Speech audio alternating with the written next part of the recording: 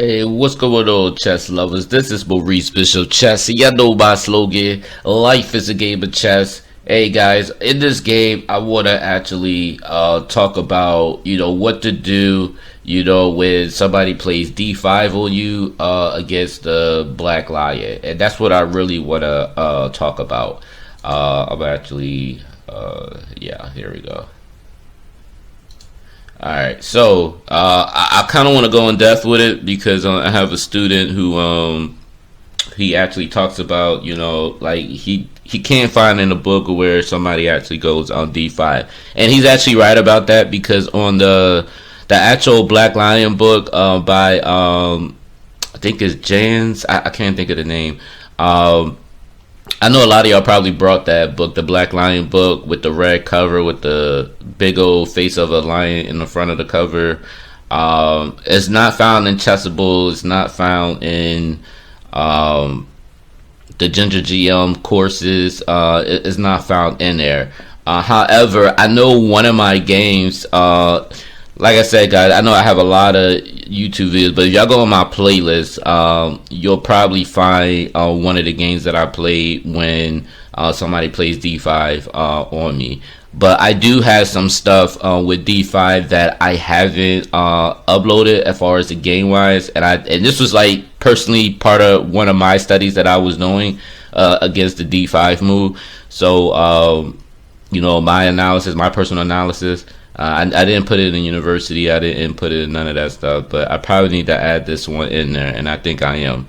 But I am going to share this with y'all. The move is like e4, d6, knight f3, knight f6. For all y'all that know me, I don't personally play knight f6 off the bat. Y'all know me. I usually always play e5 first, and then if they play something, not d4, but if they play something like knight c3, then I won't usually do my England gambit. I usually would just go knight d7 and then just go from there. But in this case, for a lot of y'all that do play the Black Lion and y'all still like playing the move order as Simon Williams does, we'll start from this. But it's pretty much going to be the exact same thing. Knight f6, knight c3, knight b to d7, d4, e5, and then d5. You're definitely gonna see this. Honestly, I think one of the Chessable, I think Simon Williams does talk about it. I don't know if it was not in depth. I can't really remember, but I know personally when they play d5, I did my own thorough research on it. So let me show y'all something. So if they go d5, a lot of people don't know. Like if they play the Black Lion, they don't know what to do when they go d5. And honestly, it's a very simple move, guys. The move here is c6. Simple as that. If they decide to take, you just take back. And the whole point of it, if you take back, you're golden. Because the thing is, the knight can't go d5. It can't go b5. You can still play the Black Lion, regularly. Like it's nothing that you need to be worried about, But most likely, most opponents, they're not going to take the pawn. Depending on their rating or whatever, some may take it, but it doesn't really do them any good if they take that pawn, because it just makes your position even better and more flexible. Simple as that. And you could go in and do your queen c7, bishop b7, a6, and g5. Still go with your regular plan. Simple as that. All right. So let's begin. So c6. a4. So and this is like one of my games. I had somebody play on me a4, and then I immediately go a5. Now I did do other research in which I don't particularly like this at all. In one of the games I seen a Grandmaster online, when they play a4, he actually played the move c captures d5, e captures d5, queen a5, obviously maybe threatening knight e4, or maybe the pawn push, maybe, if y'all want to look that up, y'all could definitely look that up. Rook b1, bishop b7, b4, queen c7, knight b5, hitting the queen, and then queen d8. I personally don't like this setup at all. I've seen a lot, and the whole point is after he castles, a6 is played, and then eventually he'll start advancing the queen side. I personally don't like that, and I think when the opponent played this, it was a draw anyway. So this is just personally me. This is just me. I don't like playing this way. I like playing the black line. To me, this is not even. I mean, you can still say this is a black line, but it's not the black line that I play. This is just not me, guys. I don't play it like that. But if y'all wanted to play it safe or whatever, y'all want this type of positions, y'all could do that. But personally, I don't play this. All right. So what I did was when my opponent played a4, I just immediately went a5. And the reason why I chose to do the move a5 is because the fact that I could still do the black line. I could still play it the way that I want to. I don't want to play in their game. I want to play how I play it. I want, tactics. I want to play strong attacking moves. This is stuff that I just want to play. All right, so and I just play a5 to prevent any queenside attacks. And again, even if he takes, again, we're still golden on the fact that he cannot push on b4 because he'll just be giving up a free pawn. I'll even have the knight's b file. I can still play queen c7. Do my a6 and g5 move. I am still good. And it's just very, very flexible to me. And I've seen some people even play knight c5, putting more threats on knight captures e4 or the e4 pawn. I've seen that a lot. To me, this way of playing is just way more flexible if they did go d5. All right. So a4, a5, bishop b2, and then I just go bishop b7, just going through my development. White castles, and then I go h6. Now I do want to show y'all something else. There is another move instead of white castling. I've seen moves where white plays knight d2. When you start winning a lot more games and going up in rating points, you'll start, at least in my rating points, I'll have players play knight d2. I did study one line where c captures d5, e captures d5, and then knight b6, where you're attacking the pawn on d5, and then he'll defend with knight c4, trying to exchange the bishop, but at the same time defending the d5 pawn. Knight catches c4, bishop catches c4, and then black castles. So, and I think with the computer still gave this like an advantage, which is why I don't play it or whatever. But I think when I play something like this, I literally drew in his game. So again, this is still not the way that I play. So however, if knight b6, I probably wouldn't play knight b6 at all, guys. Knowing me, I probably still would have played maybe something like h6 or something like this. But if I had to, then I'll just castle. Then that's when you just have to play chess. You just have to be really good at strategic positions and things like that. But that was a line that I've seen before, and I did play this line, the castle king side. Some games I won, some games I drew on. I actually never lost in a position like that. With what I'm referring to, guys, is the castling part. And plus, I don't really get this position a lot. And I probably had this position at all the time I played was like maybe 3 or 4 times. Majority of them I won, but I had like 1 draw or whatever. And I think it was more because I think I played another time, and again it was a draw position. I don't know. I know it's kind of like I said. I don't really get this a lot, so I can't really say what's good and what's bad. I just don't really get these positions a lot. I'm just being honest with y'all. All right, so castle king side, I go h6, and again, guys, I'm still going with my regular black line, playing h6, h3, and then g5. All right. Bishop c4 is played, and usually your opponent will go bishop c4 because again they just want to put their light square bishop on an active square, you know, and at the same time overprotecting the d5 pawn. You're gonna get this a lot. So when I studied this position, because I had this position before. Now before I used to play knight f8. That was what I used to play. And the reason why I played this because after like moves like bishop b3, which I actually had in my game, I immediately went g4. And I actually have a couple of games, guys, if y'all look on my playlist, where I actually had this type of position where they take and then I go bishop capture g4. You know, so I actually had this position before. Y'all can actually look it up in the playlist. All right.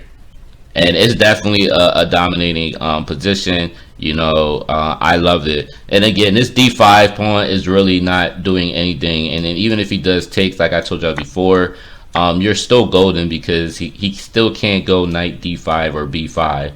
And then after you go queen c7, I mean, it's just, man, you're definitely in luck, man, for real.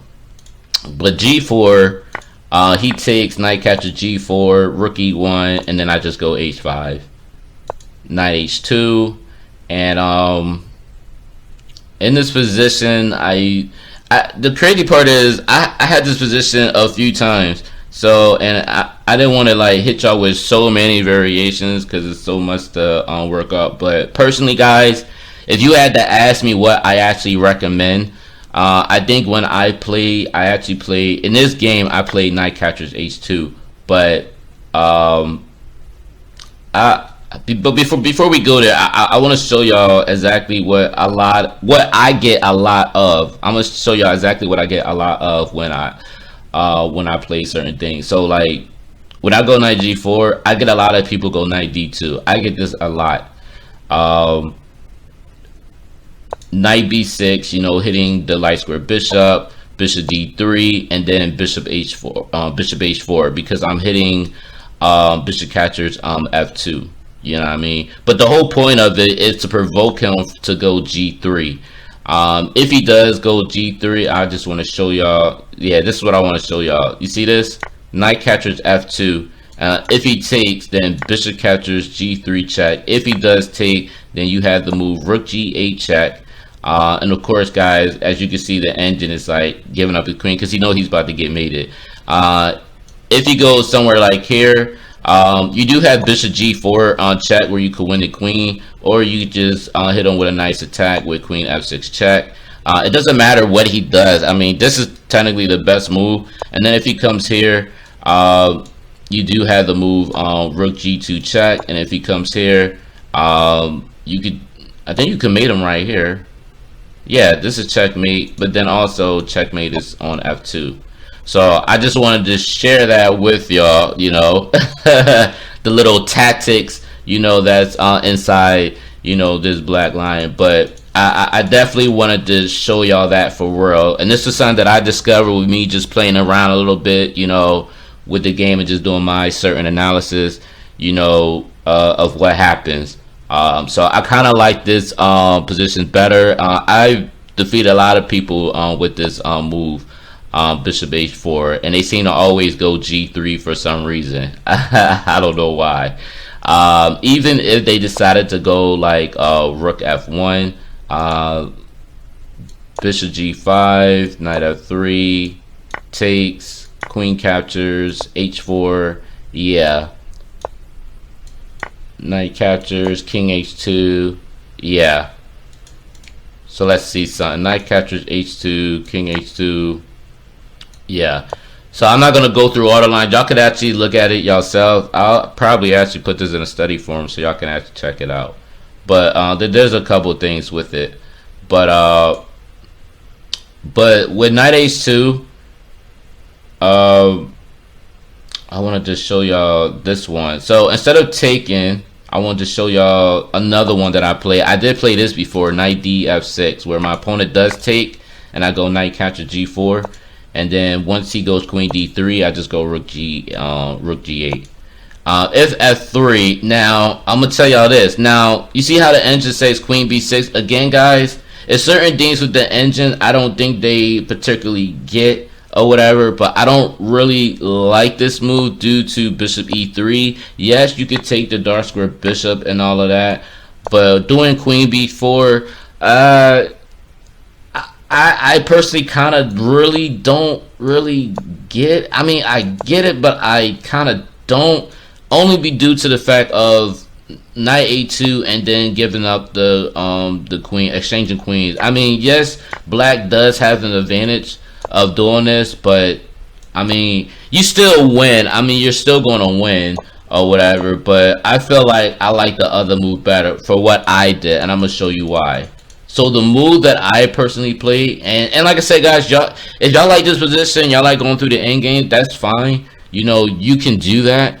But personally, for me, the move that I personally like, I like bishop h4. I like doing bishop h4 better.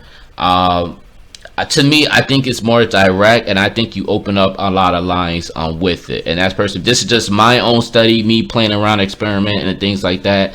I personally like bishop h4. The engine doesn't even say bishop h4, but yet, you know, white is giving up his rook. And then even if he takes, you know, bishop captures d8, I mean e1, and of course black still has the advantage, negative 1.6. Black still has the advantage in his position now. But this is what I want to show y'all. So realistically, guys, but again, this is the engine saying, okay, he has to give up the rook or whatever because of how powerful black's position is, you know, especially with the attack going.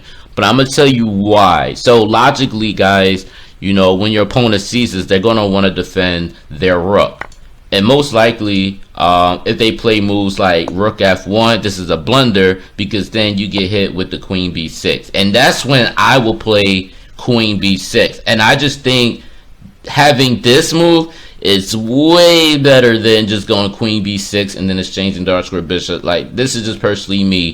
King h1, knight f2, he takes, and then queen catches f2. I just think this position is way better than all the others. This is just personally how I feel about it. You know, queen f1, and then of course, guys, I definitely have a big advantage. Now, as you see at the statistics right now, and guys, this is my own human mind. This is my own human mind. The engine recommended queen b6, exchanging queens, and he had a negative 1.6. And now, with the move that I played or whatever, with the bishop h4, you know, and then if he does, if your opponent does try to protect the rook, you know what I mean, then you have a big advantage with queen b6 check, and then of course you could just change the queens, and then that's how it goes. And now I'm at a negative 4.4, which black has the advantage in this position.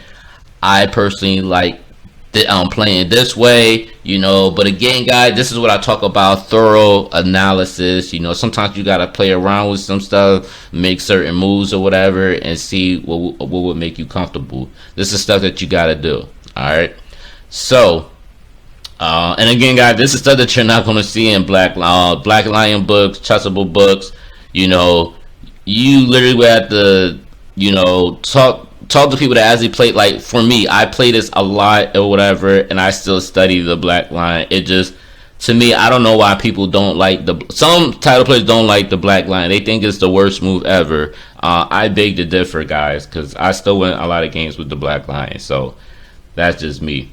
But anyway, let's get back to it. So the move that I played, guys, in the beginning, knight catches h2. This is just however, guys, I don't recommend. I mean, you can play it, it's still not a bad move, but with the whole knight catches h2, I just recommend going knight d f6. That's just personally for me. It puts a lot of pressure on white.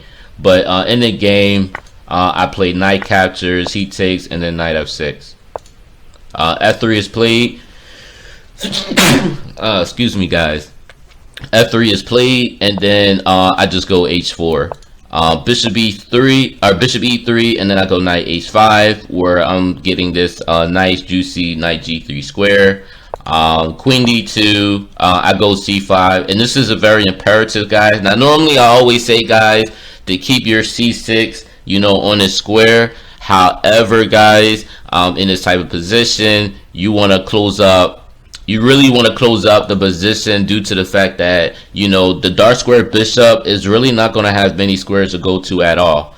And by me going c5 is great. Now, even though you do have this b5 square weakness, but I can't really say it's a weakness because there's really nothing that he could do. It's not like after knight b5 he has any attack. He doesn't have anything coming in at all. And the fact that he can't open up the b file because he's gonna pretty much lose a piece, and now he's in the verge of letting me open up the a file. So it's just to me, c5 is very imperative. So, and again, I actually had in the game my opponent, he does play knight b5, but you'll see it's pretty much a waste of move.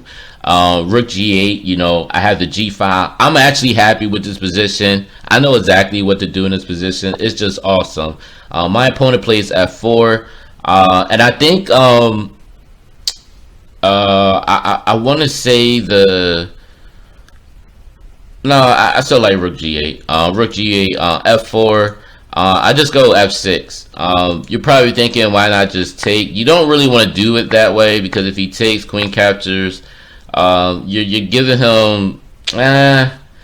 You really can't do anything because it's not like you could really go bishop g5 because the queen captures d6, and now you're giving white an advantage now, and this is not the position that you want. So yeah, when they go f4, you just immediately just go f6. So I actually understood this, and I think when I first played this, I think I had a situation where I was in a situation like this where I did wind up going knight captures f4, and then I just pretty much messed up the whole position. But bishop f6 is the correct move because if he takes, then you have bishop captures f4. It's not like he could go bishop f4 because the knight is here.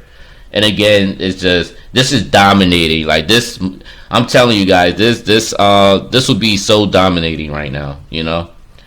All right, so f4. After bishop f6, again, it's not going to be great for, again, like I just showed you before, it's not going to be good for white to just take this pawn because he's going to take with the bishop.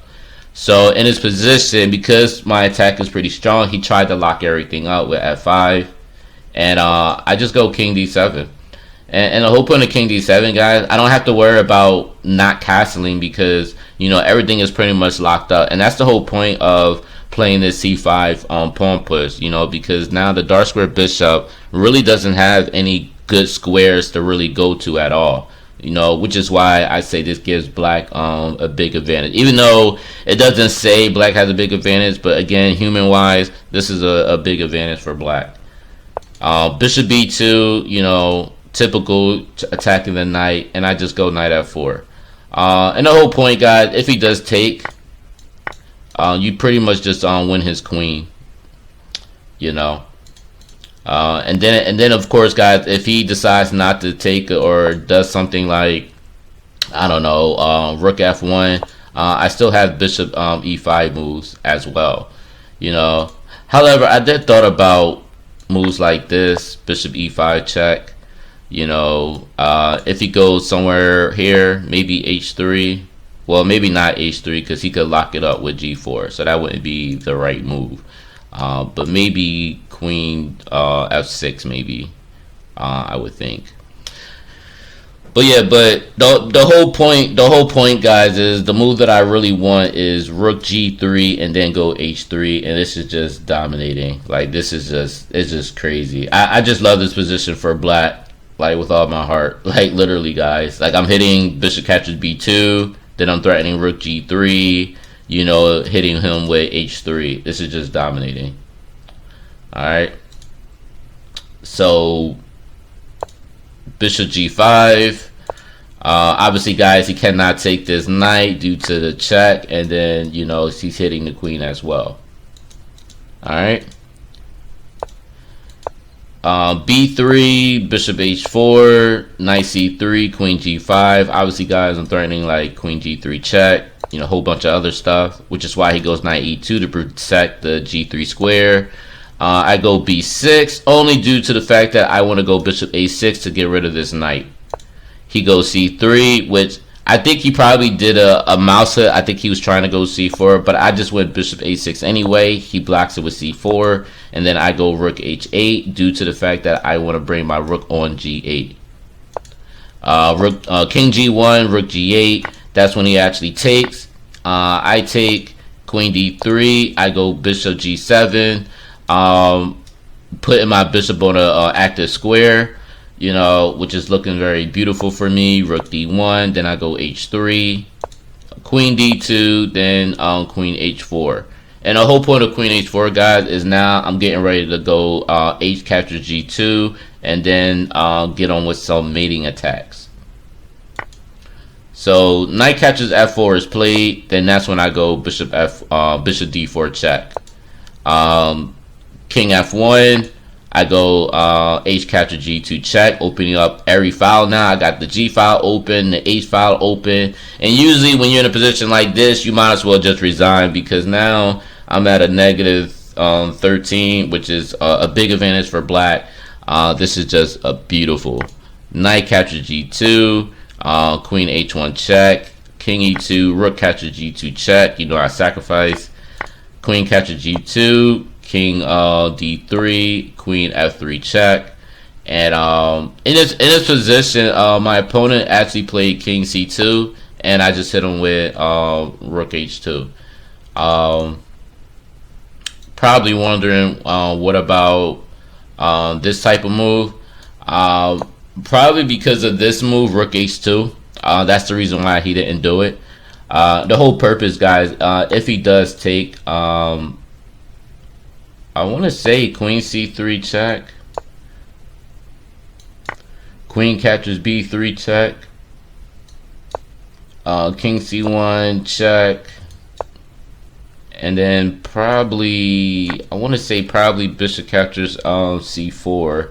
I think this is this should be winning, as like this actually really should be winning, because it's not like he could come here because of checkmate. He can't do that. If you try to go rook c1, I think bishop c2, it still works. So even rook c2 still checkmate. Even if he goes here,